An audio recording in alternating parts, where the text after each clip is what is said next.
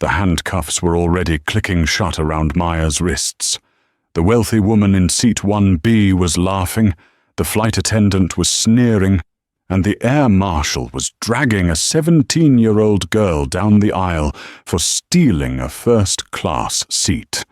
It seemed like the perfect victory for the snobs in the front row, until the cockpit door opened. Captain Bob Anderson, a veteran with 30 years in the sky, took one look at the girl's ID, and his face went dead pale. He didn't order the girl off the plane. Instead, he turned to his crew and asked if they had a death wish. Why? Because the girl in the hoodie wasn't a stowaway. She was the one signing their paychecks. Stay tuned. You won't believe the brutal justice that was about to hit seat 1B. The early morning fog at JFK International Airport clung to the tarmac, a grey blanket over the world that matched the knot in Quinn Hill's stomach. She adjusted the strap of her canvas backpack, the material worn thin from years of high school corridors and subway commutes. It was heavy, not just with her laptop and a change of clothes, but with the weight of the leather-bound journal she had tucked safely inside. Quinn checked her ticket again. Seat 1A, first class, Royal Horizon Airlines, Flight 882 to London Heathrow. She took a deep breath. She wasn't supposed to be here, not in the cosmic sense. Anyway. Girls from her neighborhood in Queens didn't fly first class. They didn't usually fly at all, but the lawyer had been specific. Be on this flight, Quinn. It's imperative. Everything is arranged.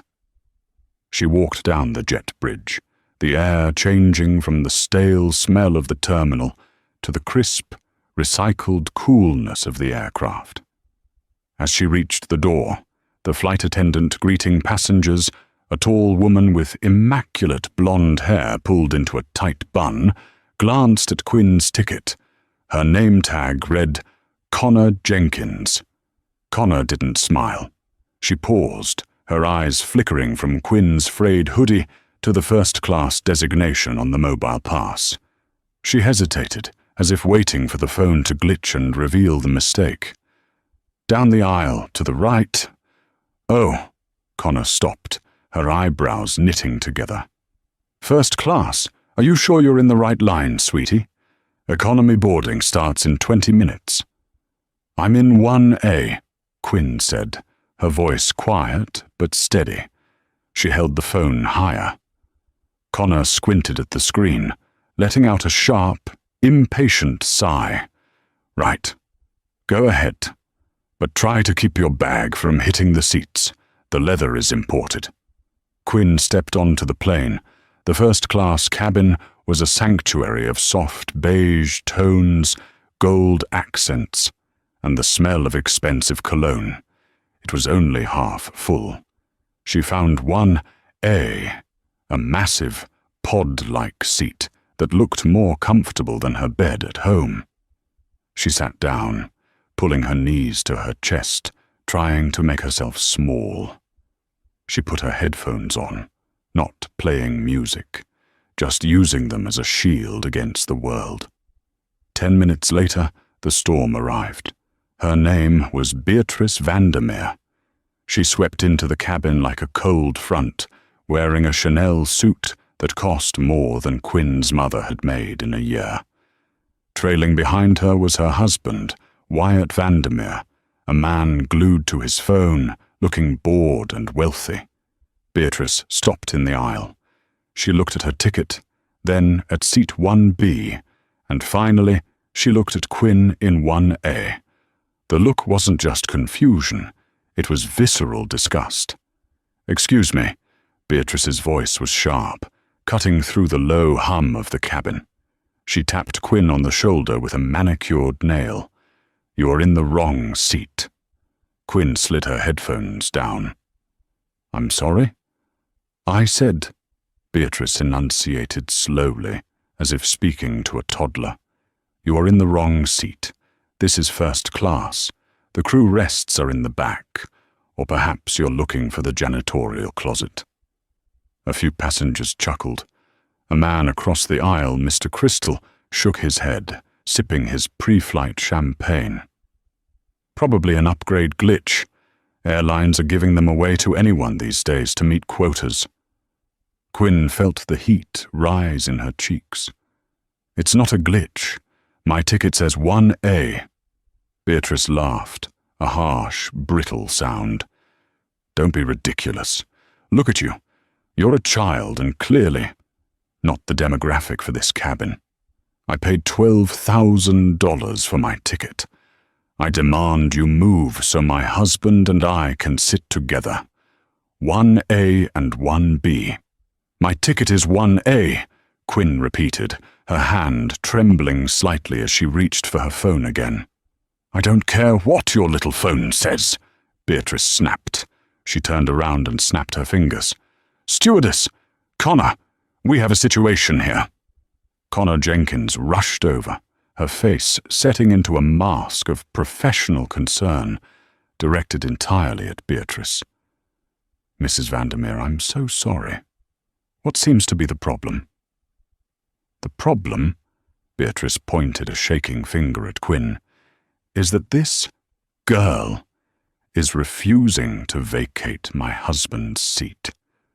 She's clearly a stowaway, or she's scammed the system. I want her removed.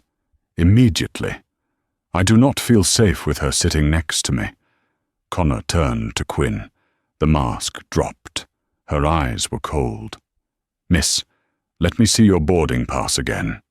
Quinn held it up. Connor snatched the phone from her hand. She stared at it, tapping the screen aggressively. This doesn't make sense. The system shows the seat is occupied, but..." She looked at Quinn, then back at Beatrice. "There must be a computer error. It happens with the standby upgrades." "I didn't upgrade," Quinn said. "I was booked in this seat." "Listen to me," Connor said, leaning in, her voice dropping to a menacing whisper. "We have a full flight. I have platinum members on the waiting list. I don't know how you got this pass, but I'm not going to let you delay this flight. Grab your bag and head back to economy. Row 42 has a middle seat open. If you go now, I won't call the police for ticket fraud." "I'm not moving," Quinn said, gripping the armrests. "I have a right to be here." Beatrice gasped. "The audacity!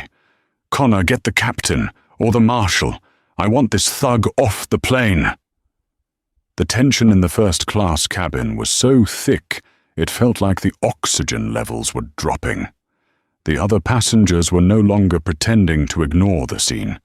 They were an audience, and Quinn was the villain. Mr. Crystal, the businessman in 2A, leaned forward. "Just move, kid.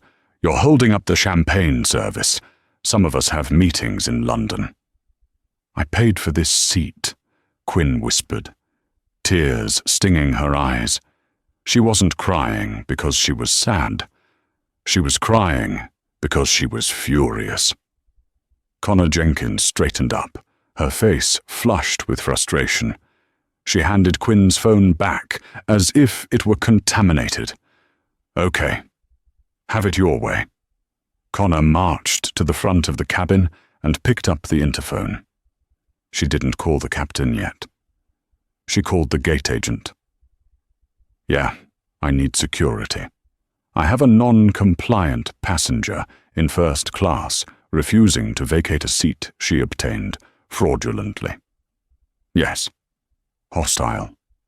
African-American female, late teens." Quinn's heart hammered against her ribs. Fraudulently? Hostile? She hadn't raised her voice once. Moments later, the heavy thud of boots echoed on the jet bridge. A hush fell over the cabin. Two figures entered. One was a gate agent, looking flustered.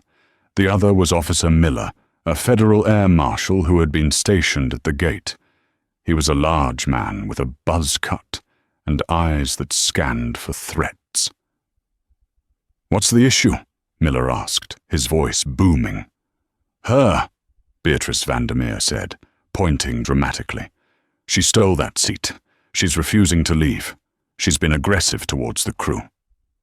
Connor Jenkins nodded vigorously. "She's disrupting the flight, officer. I gave her a chance to move to economy, and she refused. We suspect the ticket is fake. No minor books, first class alone on this route." Officer Miller walked up to seat 1A. He loomed over Quinn, blocking out the cabin lights. "Miss, I need you to stand up and grab your bag. I didn't do anything wrong," Quinn pleaded, looking up at him. "Please, just check the manifest again. My name is Quinn Hill." "We can discuss your name off the plane," Miller said, his hand resting on the handcuffs at his belt. "Right now, you are trespassing on federal aircraft property by refusing a crew member's instruction. That is a federal offense. Stand up, now." "But I—" Miller reached out and grabbed Quinn's upper arm.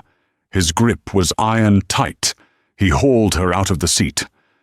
Quinn stumbled, her backpack slipping from her shoulder and hitting the floor with a heavy thud. The journal inside shifted. "Ow! You're hurting me!" Quinn cried out. "Stop resisting," Miller barked, twisting her arm behind her back.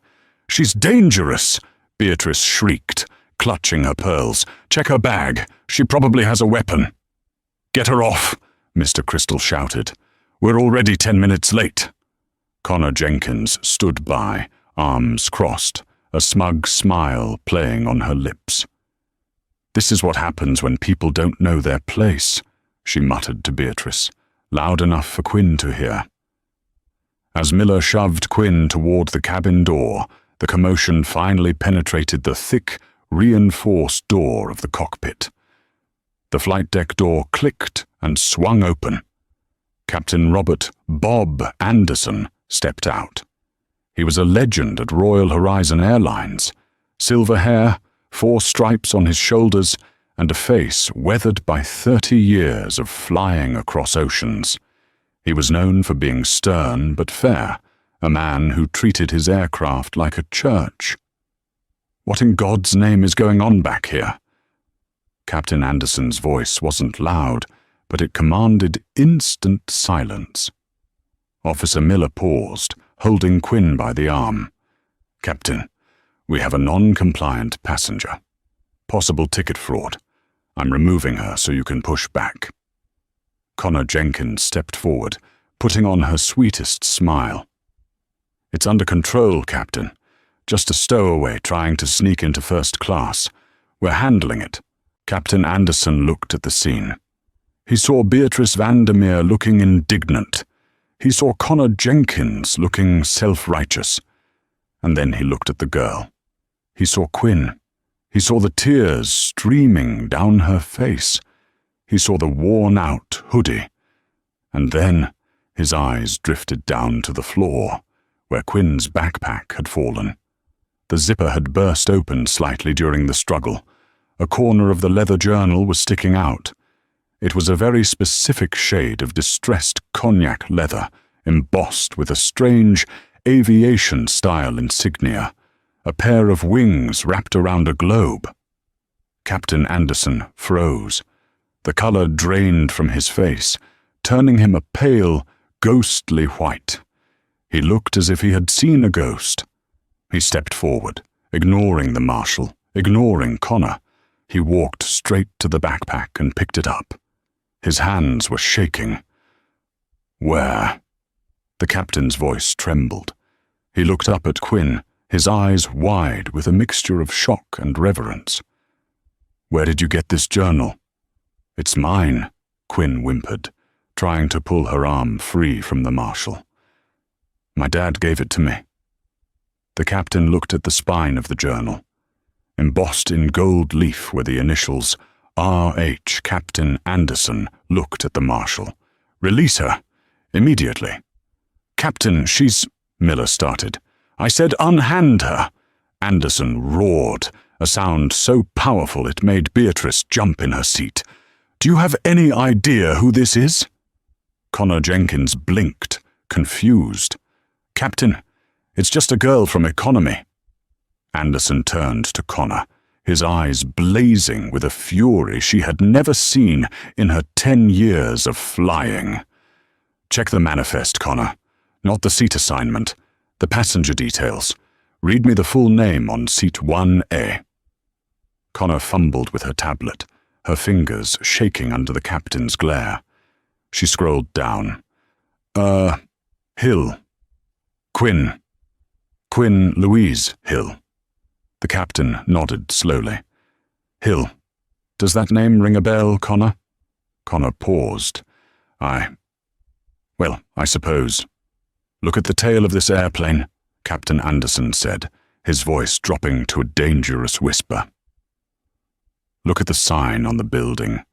Royal Horizon Airlines, RH. He pointed to the terrified girl rubbing her arm. "This is Quinn Hill. She is the sole daughter of Reginald Hill, the founder and owner of this airline. And as of his passing 3 days ago, she isn't just a passenger." Captain Anderson straightened his uniform and looked at the stunned cabin. "She is my boss, and she is the owner of this plane." Beatrice Vandermeer dropped her champagne glass.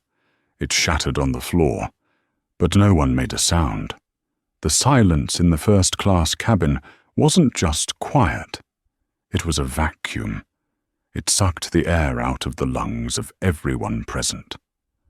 The shattered glass of Beatrice Vandermeer's champagne flute lay sparkling on the carpet like jagged diamonds, a perfect metaphor for the sudden destruction of the social hierarchy they had all assumed was absolute.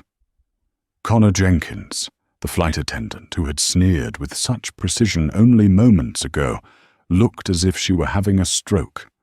Her mouth opened and closed, like a fish pulled onto a dock, but no sound came out. Her eyes darted from the captain to Quinn, her brain struggling to reconcile the image of the girl in the hoodie with the name on the payroll checks she had cashed for a decade. Officer Miller, the air marshal, was the first to react physically. He dropped Quinn's arm as if it were red-hot iron. He took a step back, his hand hovering near his belt, unsure of what protocol dictated when you had just assaulted the owner of the airline. I didn't know," Miller stammered, his booming voice reduced to a squeak.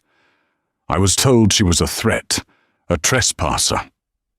Captain Anderson ignored him. He was looking only at Quinn. His face, usually hard as granite, softened into an expression of profound sorrow. He took his hat off, holding it against his chest, a gesture of old-school respect that airlines had long forgotten. "Miss Hill," Anderson said, his voice thick with emotion. I'm so terribly sorry for your loss. I flew with your father during the inaugural flight of this fleet in '98. Reginald was a good man. The best man." Quinn rubbed her arm where the marshal's grip had left red welts. She looked at the captain, her eyes still swimming with tears. "You knew him?" "He spoke of you often," Anderson said gently. "He told me that if anything ever happened to him, you would be the one to carry the torch. He booked this seat for you himself, didn't he? Before he—" The captain trailed off, unable to finish the sentence. "Yes," Quinn whispered. "He called me last week. Said he wanted me to see the London office. He sent the ticket. And we treated you like a criminal," Anderson said, his jaw tightening. He turned slowly to face the cabin. The sorrow evaporated, replaced by a cold, simmering rage. Beatrice Vandermeer, however, had recovered from her shock. Narcissism is a powerful shield. It blocks out reality even when it's staring you in the face. She stood up, brushing invisible dust from her Chanel skirt.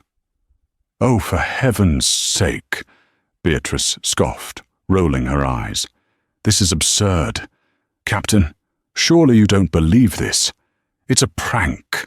A girl like that doesn't own an airline. Look at her shoes. They're canvas. Mrs. Vandermeer, Captain Anderson said, his voice dropping an octave. Sit down. I will not, Beatrice shrieked. I don't care who her father was. My husband is Wyatt Vandermeer, CEO of Vandermeer Holdings. We spend $500,000 a year on corporate travel with this airline. If you think I'm going to sit next to this child, simply because of some nepotism story, you are mistaken. I want her moved to economy, or I will make one phone call and have your batch. Connor Jenkins found her voice then, trying desperately to salvage the situation. She stepped toward Beatrice, hands raised. Mrs. Vandermeer, please, let's just— Don't you shush me, Beatrice snapped at Connor. You agreed with me 2 minutes ago. You said she was a thug. Connor turned pale, looking at Quinn with terror. I never used that word. I was just— You called security, Quinn said. Her voice was no longer a whisper. It was clear. It carried the same steel that Reginald Hill was famous for during board meetings. You didn't check my ticket. You didn't check the manifest. You looked at my skin. You looked at my clothes. And you decided I didn't belong. No, Miss Hill. It was a misunderstanding, Connor pleaded, her professional mask crumbling into desperate groveling. The system, it glitches sometimes. I was just trying to protect the integrity of the first-class experience. Integrity? Captain Anderson stepped in, shielding Quinn. You violated the most basic rule of this airline. Every passenger is a guest. You humiliated the owner on her own aircraft. The captain walked over to the flight deck interphone. He punched a button. Ground crew, this is Captain Anderson. Do not pull the chocks. We are not departing. I need the station manager and Port Authority police on the jet bridge. Immediately. Police? Mr. Crystal, the businessman in 2A, groaned. Oh, come on. Anderson, we have places to be. Just upgrade the kid and let's go. Anderson turned to Crystal.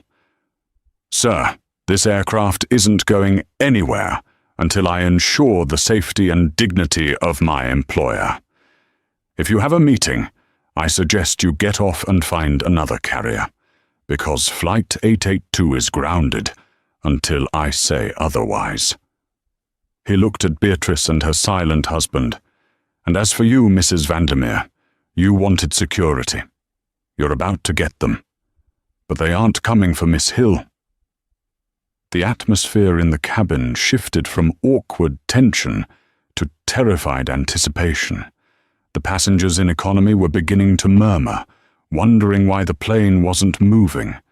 But inside the first-class bubble, a court-martial was taking place. Quinn stood by seat 1A. She felt strange, not triumphant, but heavy. She looked at seat 1B, where Beatrice's husband, Wyatt, was desperately typing on his phone, likely trying to find a loophole or a contact who could save them. Connor Jenkins was trembling near the galley. She knew the station manager, David Ross. He was a stickler for protocol, and he worshipped the ground Reginald Hill had walked on. When he walked through that door, her career was over. A few minutes later, the cabin door opened.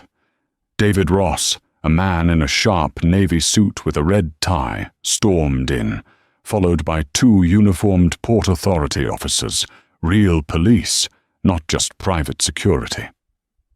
Captain, Ross said, breathless. What's the situation?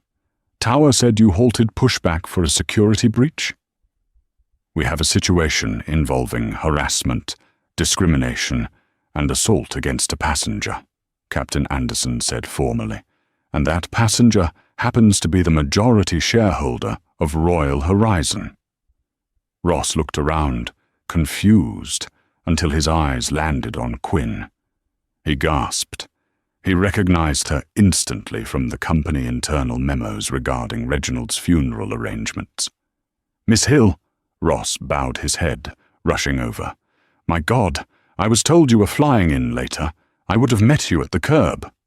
"I wanted to come quietly," Quinn said, her voice shaking slightly. "I just wanted to get to London to see my dad." "And she would have," Captain Anderson interjected, pointing a finger at Connor and Beatrice. "If it weren't for Purser Jenkins and Mrs. Vandermeer." Ross turned to Connor. His face went stone cold. "Connor, you harassed Reginald Hill's daughter." "I didn't know," Connor cried, tears finally spilling over. "She was wearing a hoodie. She didn't look like a first-class passenger, David. I thought she was a scammer." Beatrice insisted. "Stop," Ross held up a hand. "You judged a passenger by her appearance. You escalated to a marshal without verifying the manifest. You physically endangered the owner of this company." He reached out his hand. "Your badge, now."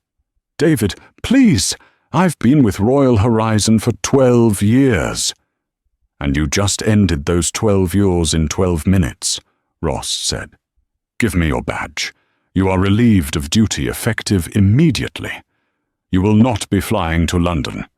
You will be escorted off the premises." Connor sobbed, fumbling with her uniform to unpin her wings. She handed them over, her hands shaking so hard she dropped them. "And you," Ross turned to Beatrice Vandermeer. Beatrice stood tall, clutching her handbag. "Don't you dare speak to me like that. I am a Platinum member. I demand compensation for this delay and for the emotional distress caused by that girl lying about her identity." "She didn't lie," Quinn said softly. "You didn't ask." "Mrs. Vandermeer," Ross checked his tablet. "I see here you're a frequent flyer. That ends today." "Excuse me?" Beatrice laughed nervously. "You can't be serious. We are your best customers." "You are a liability," Ross said. "Captain Anderson has declared you a threat to the safety and order of this flight.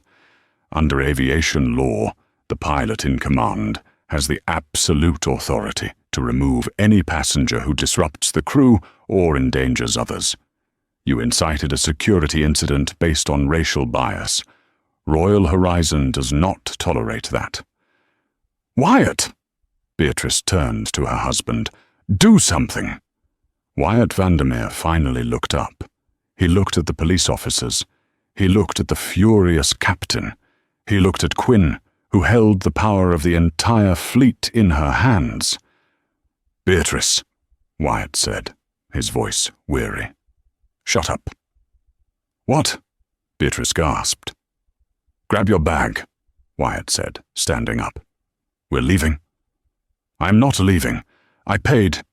"You're leaving." Captain Anderson stepped forward, crossing his arms. "Or these officers will drag you off. And unlike Miss Hill, who was innocent, you will be charged with interfering with a flight crew." The two police officers stepped forward. "Mum, grab your bag. Let's go." Beatrice looked around the cabin. She looked for support from Mr. Crystal, from anyone. But the other passengers were avoiding eye contact. They realized the wind had changed. No one wanted to be on the wrong side of the Hill family. Defeated, humiliated, and red-faced, Beatrice grabbed her bag. As she walked past Quinn, she hissed, "This isn't over. My lawyers will destroy this airline." Quinn looked her in the eye.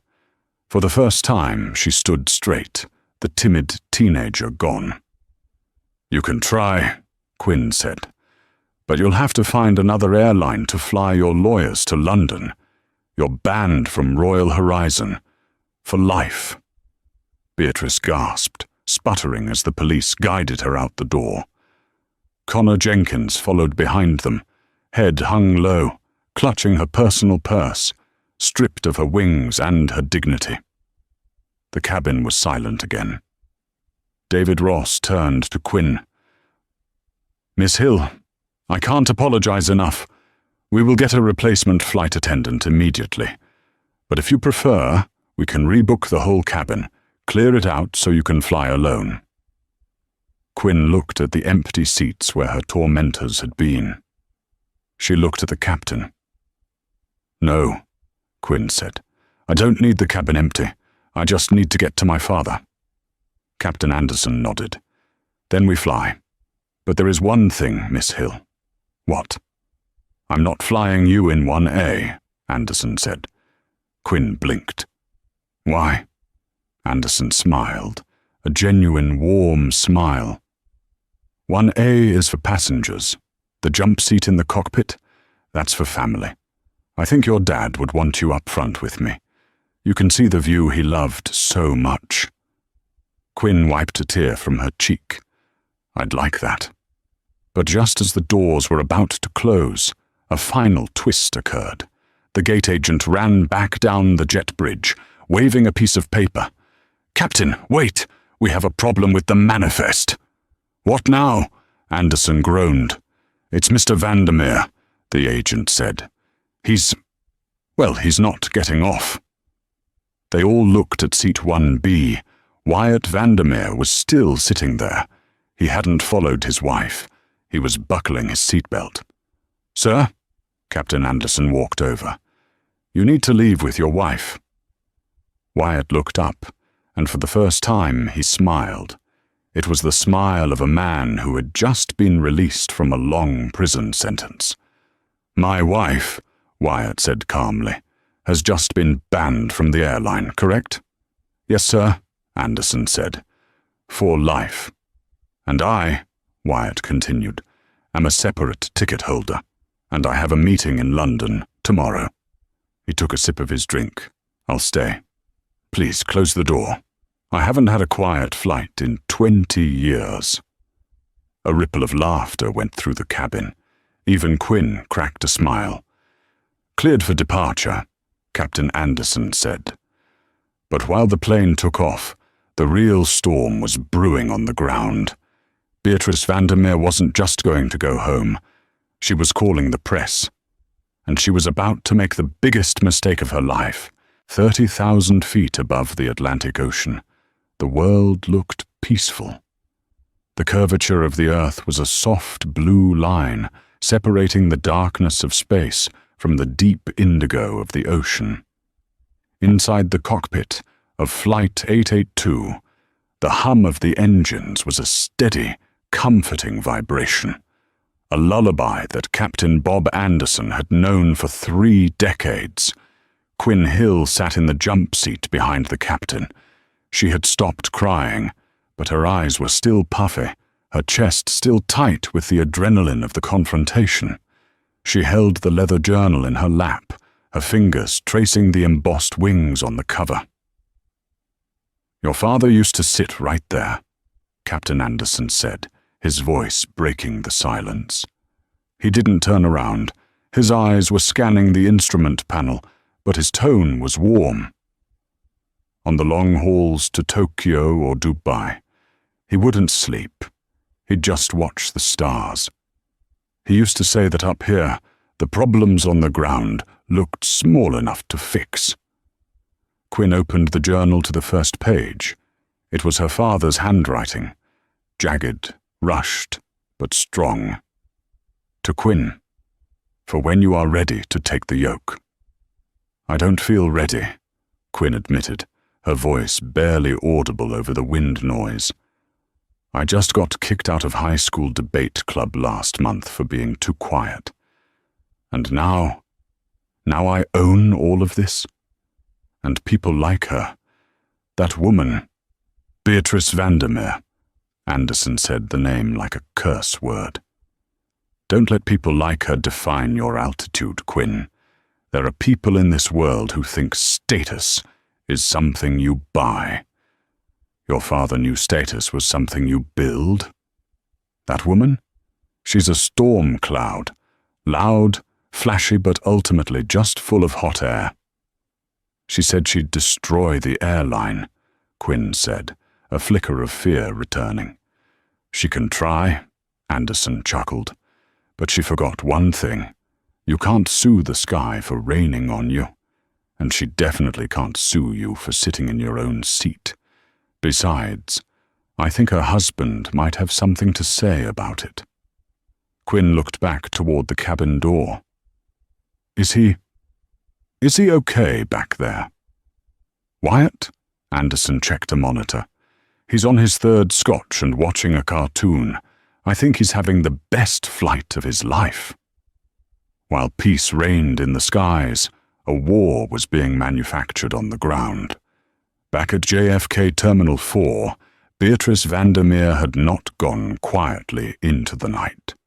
She was currently sitting in the VIP lounge of a rival airline, having used a dormant credit card to gain access, and she was holding court. She had called her lawyer, Gerald Fitzroy, a man known in New York legal circles as the Shark of Fifth Avenue. He was on speakerphone, his voice tinny and sharp. Beatrice, calm down, Fitzroy said. You were removed by the police? On what grounds? Discrimination, Beatrice shouted, ignoring the glares of the businessmen around her. Reverse discrimination, Gerald. It was a setup. There was this hoodlum in first class, a black girl, looked like she crawled out of a gutter. I simply asked the crew to verify her ticket for safety reasons, and the captain, some senile old fool, assaulted me verbally and had me dragged off. They claimed she was the owner. Can you believe that? The owner of Royal Horizon. Reginald Hill died 3 days ago, Fitzroy said, his voice changing. He has a daughter, Quinn, mixed race, roughly 17. Beatrice froze. The color drained from her face, but only for a second. Then her eyes narrowed. The truth didn't matter to Beatrice, only the narrative did. It doesn't matter who she is, Beatrice hissed. She assaulted me, Gerald. She twisted my arm when I tried to show her where her seat was. And the captain? He manhandled me. I want to sue. I want to sue for millions. I want that girl's inheritance tied up in litigation until she's old and grey. If she's the owner, it's going to be tough, Fitzroy warned. Spin it, Beatrice commanded. Call Linda O'Keefe at Channel 8. Tell her we have an exclusive.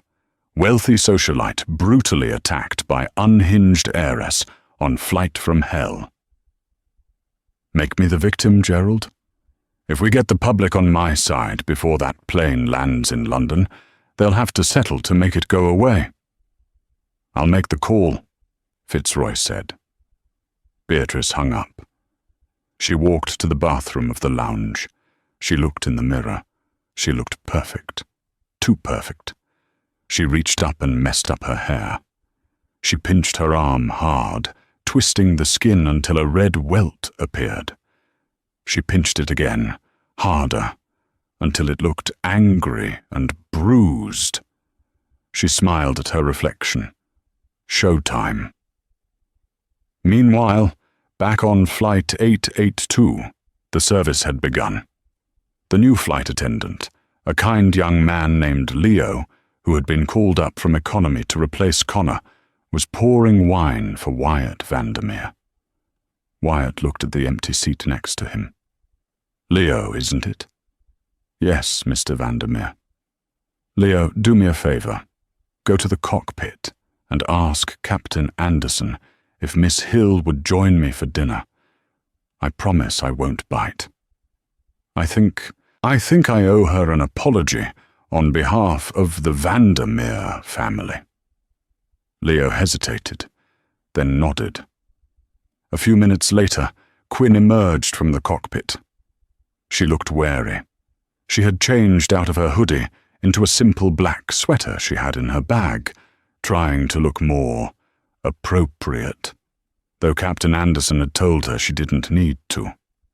She walked to seat 1A and sat down. "Mr. Vandermeer," she said stiffly. "Please call me Wyatt," the older man said. He looked tired. The arrogance he had worn earlier, the boredom, was gone. In its place was a deep, exhausting shame. "Miss Hill. Quinn, I want to say, I am mortified." "You didn't say anything when she was yelling at me," Quinn said, cutting straight to the point. Wyatt flinched. "No, I didn't. And that is my great failing. I have spent 20 years not saying anything to Beatrice. It's easier to let the hurricane blow than to try and stop it. But today, when I saw you standing there, crying, you reminded me of my own daughter." Quinn raised an eyebrow. "You have a daughter?" "I did," Wyatt said, his voice trembling. "She doesn't speak to me anymore. Beatrice drove her away years ago. She lives in Oregon now, raises alpacas, happy as a clam, I hear." He took a long sip of his drink. "When Beatrice went after you, I realized I've become a monster by association. I'm just the wallet that funds her cruelty." "Why did you stay on the plane?" Quinn asked. "Because," Wyatt looked her in the eye, "I realized that if I got off that plane with her, I would never get away. This flight, this is my escape, Quinn. I'm not going back to New York. Not to her." He reached into his jacket pocket and pulled out a business card. It wasn't his corporate card, it was a personal one. "Quinn, listen to me closely. Beatrice is going to try to hurt you. She's on the ground right now, and she's undoubtedly calling the press. She plays dirty. She will lie. She will fabricate evidence." "Let her," Quinn said, trying to sound brave. "I have the truth." "The truth is quiet," Wyatt said. "Lies are loud. But I can help you." He lowered his voice. "Vandermeer Holdings, my company. We handle the insurance policies for Royal Horizon.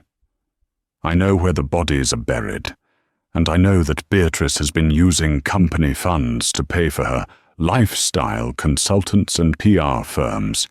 If she attacks you, you call me. I will release her financial records. I will cut off her credit cards. I will leave her with nothing but her Chanel suits and her bitterness." Quinn looked at this man, a titan of industry who had been reduced to a fugitive on his own vacation. "Why would you do that for me?" "Because," Wyatt smiled sadly, "it's time I started acting like a first-class passenger and a human being." London Heathrow Airport was usually a chaotic swarm of travellers, but when Flight 882 taxied to the gate, the atmosphere was different. There were flashing lights on the tarmac. Not police cars this time, but news vans. They were parked just beyond the perimeter fence, their long lenses pointed at the jet bridge. Captain Anderson brought the plane to a halt. He turned off the seatbelt sign, but he didn't open the door. He picked up the PA system. "Ladies and gentlemen, welcome to London. Please remain seated for a moment. We have a slight situation outside." He turned to Quinn, who was back in the cockpit. "Don't look at your phone." "Why?" Quinn asked, instantly reaching for it. "Quinn, don't." She ignored him. She turned on her phone. It buzzed instantly. A barrage of notifications, trending on Twitter. Hashtag Royal Horizon Racist. Trending on TikTok. Hashtag Justice. For Beatrice, Quinn clicked the first link. It was a video of Beatrice Vandermeer standing outside JFK, tears streaming down her face, holding her bruised arm. "I was terrified," Beatrice sobbed into the camera, the reporter looking sympathetic. "This girl, she claimed to be the owner, but she looked like a gang member. She attacked me. She twisted my arm. And the crew, they supported her. They kicked me off because I'm a white woman of status, and they wanted to make a political statement. I am the victim of woke corporate bullying. The video had 2 million views. The comments were a cesspool of hate, some defending Beatrice, some attacking the airline. Quinn felt sick. They believe her. Captain, look at this. They believe her. They believe the first story they hear, Anderson said grimly. That's how it works. She's ruined it, Quinn whispered. My first day as owner, I've destroyed my dad's company. No, a voice came from the cabin. It was Mr. Crystal, the businessman from seat 2A. He was standing at the cockpit door. Excuse me, Captain, Crystal said. He was holding his iPad. I couldn't help but overhear. Is that the narrative? That she was the victim? Yes, Quinn said, wiping her eyes. She's on the news. Crystal smirked. It was a shark-like smirk, but this time it was directed at the enemy. Well, that's unfortunate for her, because I work in risk management, and I document everything. He turned his iPad around. I started recording the moment she opened her mouth, Crystal said. I have the whole thing in 4K. Her calling you a thug, her demanding you move, the marshal grabbing you, you crying, and most importantly, her faking the injury. I kept recording through the window while we were at the gate. I zoomed in. I saw her pinching her own arm in the jet bridge window reflection. Quinn's jaw dropped. You recorded that? I was going to keep it for my own entertainment, Crystal admitted. But I hate liars, and I really hate delays. That woman delayed my flight by 40 minutes. He tapped the screen. I just uploaded it to Reddit, Twitter, and sent it to TMZ. It's been live for 3 minutes. Quinn looked at the screen. The view count was climbing. 10,000, 50,000, 100,000. And the comments were changing. OMG, look at that Karen. She pinched herself. I saw it. That poor girl. Wait, that's the owner? Badass. Royal Horizon just gained a customer for life for protecting her. Hashtag Buy Beatrice is trending. Karma, Crystal said, pocketing his iPad. Travels faster than a 747. Captain Anderson grinned. Mr. Crystal, remind me to upgrade you on your return flight. I'll hold you to that, Bob. The door of the aircraft opened. The station manager of Heathrow came on board, looking flustered but relieved. Miss Hill, we have a car waiting on the tarmac. We're bypassing the terminal. The press is swarming, but the narrative is shifting. The video is everywhere. CNN just picked it up. They're calling it the flight of justice. Quinn stood up. She grabbed her backpack. She felt different now. The fear was gone, replaced by a cold, hard resolve. Beatrice had tried to bury her. Instead, she had just watered the seeds of Quinn's legacy.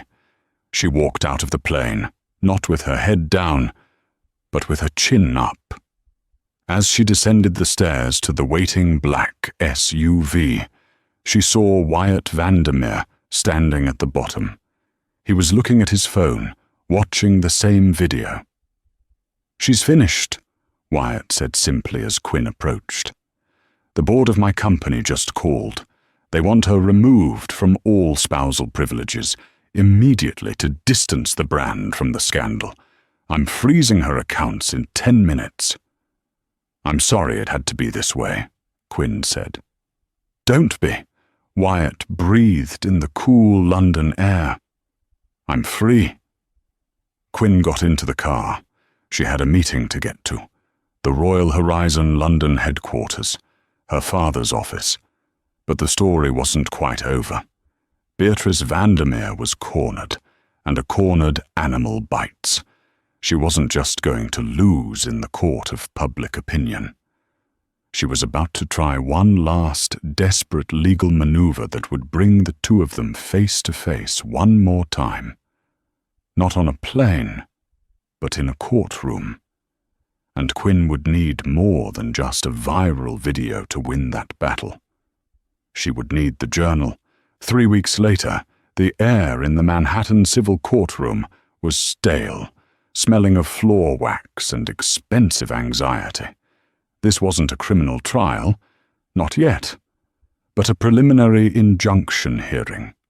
Beatrice Vandermeer, true to her word and fueled by a narcissist's inability to accept defeat, had sued Royal Horizon Airlines and Quinn Hill personally for $50 million. Her claim? Defamation of character, intentional infliction of emotional distress, and conspiracy to incite cyberbullying. Beatrice sat at the plaintiff's table. She looked thinner, her face drawn. The viral video had cost her her country club membership and her seat on the Botanical Garden board. But she was convinced that a legal victory would restore her reputation. She wore a modest grey suit, a calculated attempt to look like a victim. Her lawyer, Gerald Fitzroy, looked like a shark smelling blood in the water. On the defense side sat Quinn Hill. She no longer looked like the scared teenager in the hoodie. She wore a sharp black blazer, her hair pulled back. She sat next to the airline's general counsel, but she held herself with a quiet dignity that unsettled Fitzroy. "Your Honor," Fitzroy began, pacing before Judge Harrington, a stern woman with no patience for theatrics. "My client, Mrs. Vandermeer, has been the subject of a vicious smear campaign orchestrated by Royal Horizon. The video circulated online was selectively edited. It does not show the provocation. It does not show the young woman, Miss Hill, using aggressive language first. Mrs. Vandermeer was simply concerned for flight safety. For this, she has been banned, humiliated, and terrorized by the internet mob." Beatrice dabbed a dry eye with a tissue. "I just wanted to be safe," she whispered loudly enough for the court reporter to hear. "Miss Hill," Judge Harrington looked at the defense table. "Your response?" Quinn stood up. She didn't look at her lawyer. She looked at Beatrice. "Your Honor," Quinn said, her voice steady, "we are not here to debate the video. The video speaks for itself. We are here because Mrs. Vandermeer refuses to accept that actions have consequences. She claims she is a victim of a conspiracy. But I have evidence that suggests her animosity towards my company and my family goes back much further than Flight 882. Quinn reached into her bag. She pulled out the leather journal, the same one Captain Anderson had held. "Objection!" Fitzroy shouted. "That is a diary. It's hearsay." "It is the official flight log and personal notes of the CEO of Royal Horizon," Quinn countered. "It is admissible as a business record, and it pertains directly to the plaintiff's history with our airline." Judge Harrington adjusted her glasses. "I'll allow it. Read the entry, Miss Hill." Quinn opened the journal. The spine cracked in the silent courtroom. "This entry is dated 4 months ago," Quinn read. "Meeting with risk management. Incident on Flight 404 from Paris. A passenger, Mrs. B. Vandermeer, threw a glass of hot tea at a stewardess because it wasn't piping hot. Crew wanted to press charges. I intervened as a favor to her husband, Wyatt, who is a good partner. But I am adding a note. If she abuses one more member of my staff, she is grounded. No exceptions. R.H." Quinn closed the book. The courtroom buzzed. "My father protected you," Quinn said, looking directly at Beatrice. "He saved you from a criminal assault charge 4 months ago. And how did you repay him? By attacking his daughter and humiliating his memory on the very week of his funeral." Beatrice turned pale. That's a forgery. Reginald never wrote that." "We can have a handwriting expert verify it within the hour," Quinn said coolly. "But that's not the only witness I have." The doors at the back of the courtroom opened. Beatrice turned around, expecting perhaps another flight attendant. But when she saw who walked in, her breath hitched in her throat. It was Wyatt Vandermeer. He walked down the center aisle, looking neither left nor right. He carried a thick accordion folder. He walked past Beatrice, who reached out a hand to grab his sleeve. "Wyatt, what are you doing here?" she hissed. "You're supposed to be in London." Wyatt pulled his arm away, as if she were contagious. He walked to the witness stand and looked at the judge. "Your Honor," Wyatt said, "I am not here as a witness for the plaintiff. I am here to submit evidence for the defense." Fitzroy looked panicked. "Your Honor, this is highly irregular. Mr. Vandermeer is the plaintiff's husband." "Not for long," Wyatt said into the microphone. "I filed for divorce this morning, and I am submitting these documents to the court." He placed the folder on the judge's bench. "What is this?" Judge Harrington asked. "These," Wyatt said, his voice ringing with a newfound power, "are the financial records of the Vandermeer Charity Foundation, which my wife manages. I did some digging after the incident on the plane. It turns out the charity money wasn't going to orphans. It was paying for her first-class tickets, her Chanel suits, and the retainer for Mr. Fitzroy." The silence in the room was absolute. Beatrice looked as if she had been shot. Embezzlement. That wasn't a civil dispute. That was federal prison time. You traitor!"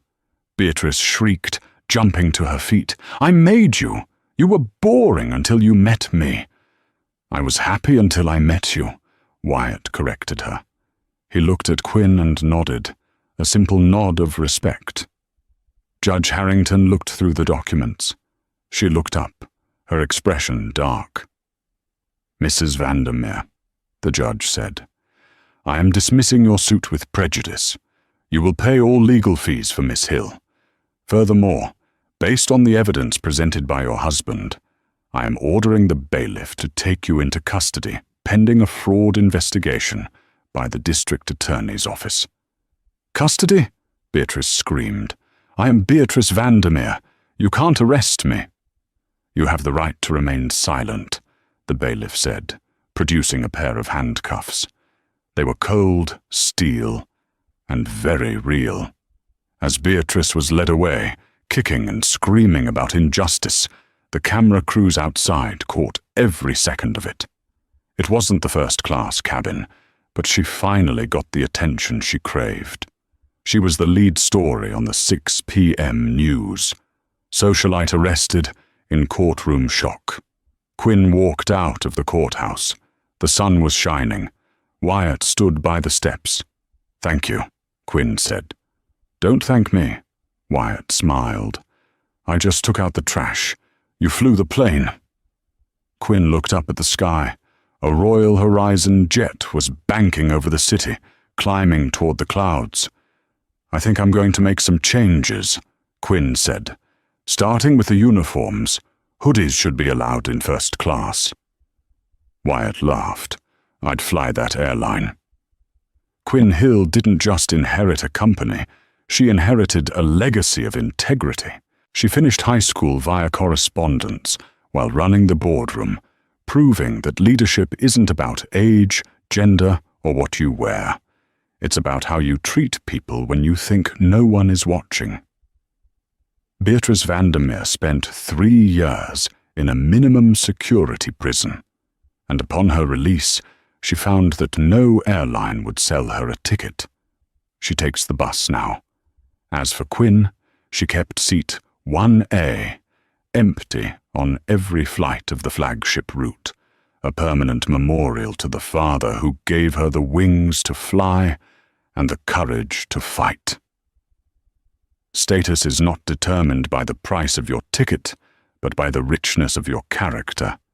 When you try to push others down to make yourself feel tall, remember that karma is always watching from the cockpit, and it has a very long memory. If you enjoyed this story of justice and karma, please hit that like button. It really helps the channel grow. Share this video with someone who needs a reminder that bullies never win in the end. And don't forget to subscribe and ring the bell so you never miss a story. What would you have done if you were in Quinn's shoes? Let me know in the comments below. Thanks for watching.